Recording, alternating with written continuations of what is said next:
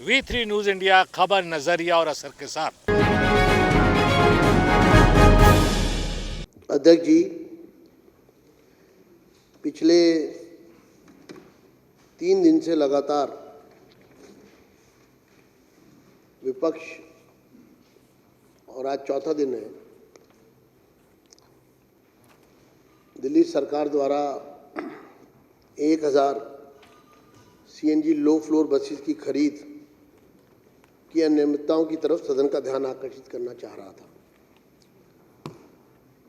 और पिछले काफ़ी वर्षों से DTC में कोई बस नई सरकार द्वारा खरीद कर जोड़ी नहीं गई, और जब ये फैसला लिया गया 1000 बस खरीदने का, तो उसमें भारी अनियमितताएं हैं, भारी घोटाला है। मैं कुछ तथ्यों के आधार पर और नियम और कानून के आधार पर मैं आपके समक्ष अपनी बात रखना चाहता हूं। पहला विषय ये है कि जो 1000 बसें खरीदी गई,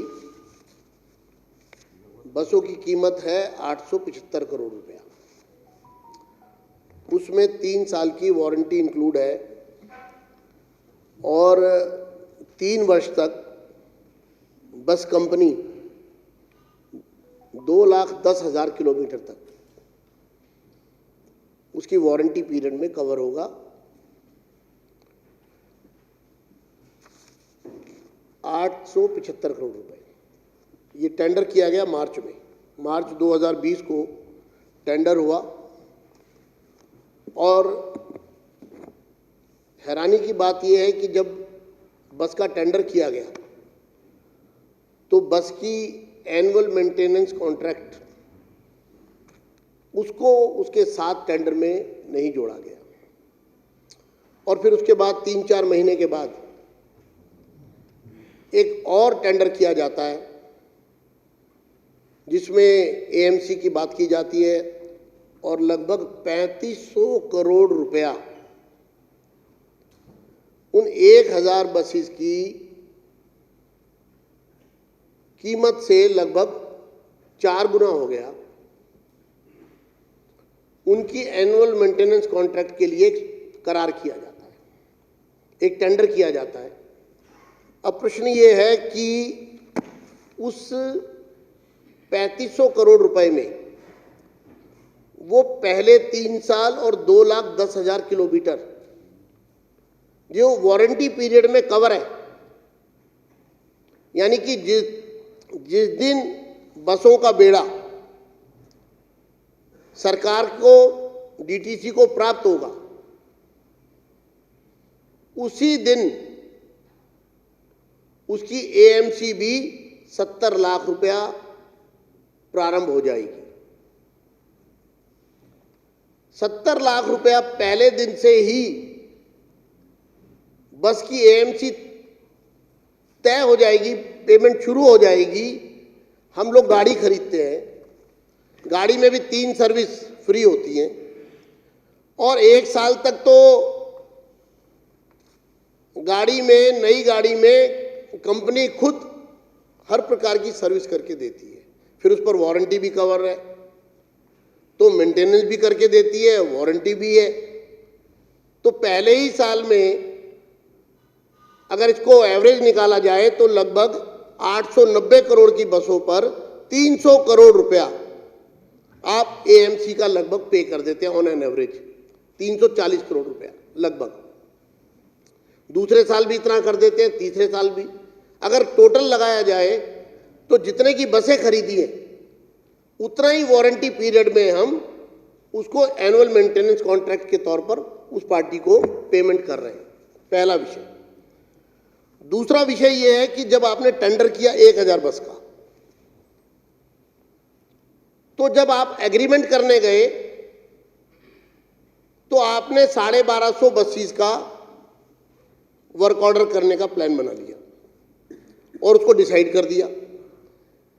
एक क्लॉज का अध्यक्ष जी इसमें फायदा उठाने की कोशिश की गई कि अगर फ्यूचर में कोई ऐसी इमरजेंसी या कोई ऐसा आवश्यकता लगती है तो हम इस टेंडर को 25% बढ़ा सकते हैं।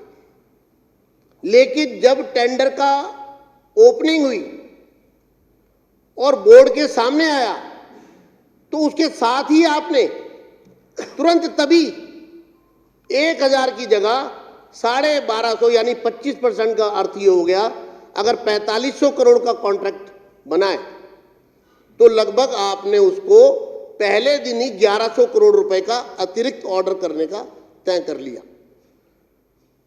तीसरा विषय कि 27 नवंबर को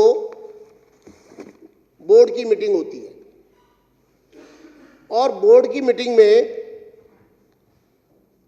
यह फैसला लिया जाता है, करारनामा तैयार किया जाता है। पहली बात को और स्पष्ट कर दूं, 1250 बसों का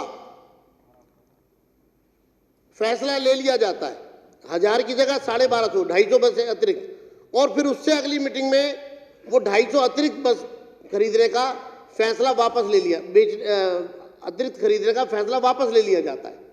यानी कि आपने 1000 का टेंडर किया, बोर्ड में 1250 का फैसला लिया और उसके बाद उस फैसले को पलट दिया अगली मीटिंग में। तीसरा, आपने 27 नवंबर को बोर्ड की मीटिंग में फैसला लिया और उसके बाद 3.5 महीने तक आज तक डीटीसी की बोर्ड की मीटिंग की एक भी मिनट अपलोड होने में इतना समय नहीं लगा। 8 मार्च को जिस दिन सदन बैठा उस दिन तक भी वेबसाइट पर बस के जिसमें बस की खरीद का फैसला लिया गया उसके मिनट्स अपलोड नहीं किए गए। सदन में विपक्ष ने मामला उठाया और नाटकीय ढंग से उसी दिन रात को पहले उसके बाद होने वाली मीटिंग के मिनट्स डाले गए और फिर स्थिति ये विचित्र हो गई कि पहले वाले सारे मिनट्स वेबसाइट पर अपलोड है, बाद वाले अपलोड है, वो वाला अपलोड नहीं है तो बाद में उसको भी अपलोड कर दिया गया। तो ये जो सरकार की इस विभाग में विशेष रूप से मंत्री जी, उसके मंत्री भी हैं और चेयरमैन भी हैं बोर्ड के, ये जो चीजें सामने आ रही हैं ये संदिग्ध के घेरे में पूरी बात को ले जाती है। इसके बाद आपने टेंडर किया 1000 बसेस का। 1000 बसेस का जब आप टेंडर कर रहे हैं तो आप सीधा सीधा 1000 बसेस का ऑर्डर L1 को दीजिए। L1 को आपने 1000 बसेस का ऑर्डर क्यों नहीं दिया? आपने उसको स्प्लिट कर दिया। ऐसा कहीं नहीं होता फाइनेंशियल रूल्स में कि L2 को भी कंसीडर किया जाता है। आपने ऑर्डर देते हुए किया कि 1000 बसें जो खरीदी जाएंगी उसमें से 700 L1 से ली जाएंगी, 300 L2 से ली जाएंगी। अगर आपको 700 ही लेनी थी तो हो सकता है और बहुत सारी कंपनियां आ जाती है जिनकी कैपेसिटी 1000 सप्लाई करने की नहीं है तो वो उसमें टेंडर में नहीं आई होंगी। लेकिन आप कहते कि 700 बसें सप्लाई करनी है और उनकी पोटेंशियल होती तो वो भी इसमें पार्टिसिपेट करते। टेंडर करने के बाद वर्क ऑर्डर के समय जो इसमें तमाम फैसले लिए गए हैं वो कंपनियों को ऐसा साफ रूप से प्रतीत हो रहा है कि शर्तें इस प्रकार से रखी गई हैं कि एक कंपनी विशेष को इसका लाभ मिल सके, एक कंपनी विशेष जो है इस टेंडर को ले सके। और उसको अभी अध्यक्ष जी 2-3 पॉइंट है, मैं टू द पॉइंट ही बात करूंगा, मैं इसके आगे नहीं जाऊंगा। इसके बाद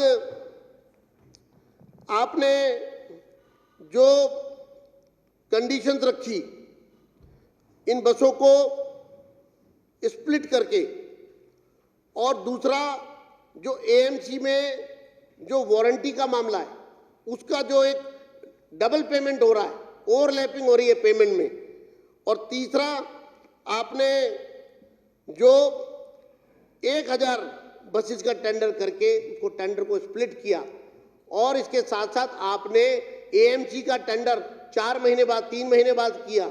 इसका मतलब ये है कि जिस समय आप टेंडर कर रहे थे बसों की खरीद का, उस समय इससे पहले जब भी ये इस तरह एएमसी के कॉन्ट्रैक्ट हुए हैं वो साथ साथ हुए हैं, टेंडर के साथ साथ हुए हैं।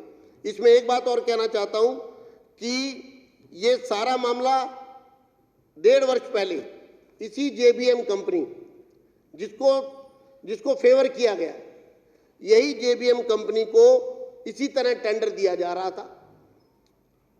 हमने इस मुद्दे को सदन में भी उठाया, एंटी करप्शन ब्रांच में और बाकी तमाम जगह पे हमने उसकी कंप्लेंट की, और जब उसकी इंक्वायरी शुरू हुई तो परिवहन विभाग ने, मंत्रालय ने वो टेंडर विड्रॉ कर लिया। इसी कंपनी को टेंडर देना चाहती थी सरकार, वो टेंडर विड्रॉ कर लिया और एसीबी को लिखा, जो एजेंसी जांच कर रही थी उनको लिखा कि हमने तो टेंडर ही विड्रॉ कर लिया, इसलिए इसकी जांच करने का कोई औचित्य, जबकि आपने एक ऑफेंस कमिट कर दिया, उसके बाद आपने कोई भी फैसला लिया हो, आप ये नहीं कह सकते कि हम इसकी इंक्वायरी ना की जाए। मैं अध्यक्ष जी संक्षिप्त में यही कहूँगा कि इससे बड़ा भारी सरकारी खजाने को नुकसान हुआ है और इस 3500 करोड़ रुपए में जो एएमसी की जा रही है उसका कोई एस्टिमेट नहीं लगाया गया। आज तक मैंने कहीं नहीं देखा कि आप टेंडर में जा रहे हैं और आपके पास एस्टिमेटेड कॉस्ट नहीं है, आपके पास कोई जस्टिफिकेशन नहीं है। आपने उसको लिमिट कर दिया, क्योंकि जिन कंपनियों ने बस खरीद का टेंडर लिया है वही कंपनियां एएमसी में पार्टिसिपेट कर पाएंगी, तो कंपटीशन को लिमिट किया गया। उसके बाद इसमें एएमसी जो बसेस हैं इसमें कंपनियों को ये साफ रूप से फायदा दिया गया, क्योंकि उसका कोई एस्टिमेट ही नहीं था हमारे पास। ये रिपीटेशन हो रहा है, रिपीटेशन नहीं है, जस्टिफिकेशन। और आप कोई टेंडर जाता है 10% अबाव जाता है, ये 10% बिलो जाता है। विजेंद्र जी, एक मिनट प्लीज, सवाल ये है, आपके बाद पर्याप्त समय मिल गया। सवाल ये बिल्कुल मैं सारी बात मैं 15 सेकंड में अपनी बात को कंक्लूड कर रहा हूं। सवाल ये है कि जो आपने टेंडर किया उसका एस्टिमेटेड कॉस्ट कहां है, उसका जस्टिफिकेशन क्यों नहीं है? कंपटीशन को आपने कर्टेल किया, लिमिटेड लोगों के बीच में कंपटीशन हो और उसका फायदा उनको मिले, और जब बस खरीद का ऑर्डर जिसको दे दिया है उसको एएमसी आप 4 महीने बाद एग्रीमेंट कर रहे हैं। इसका मतलब साफ है कि उसको मालूम है कि मैं जो भी रेट कोट करूंगा मेरे रेट जो है वो मान लिए जाएंगे। धन्यवाद। दिल्ली विधानसभा का सेशन अभी 16 मार्च तक चलेगा। अब ये देखना है कि इस बजट सेशन में दिल्ली सरकार ने जो इस बार 69,000 करोड़ रुपए का बजट पेश किया है उसको लेकर वो किस तरह की चर्चा करते हैं।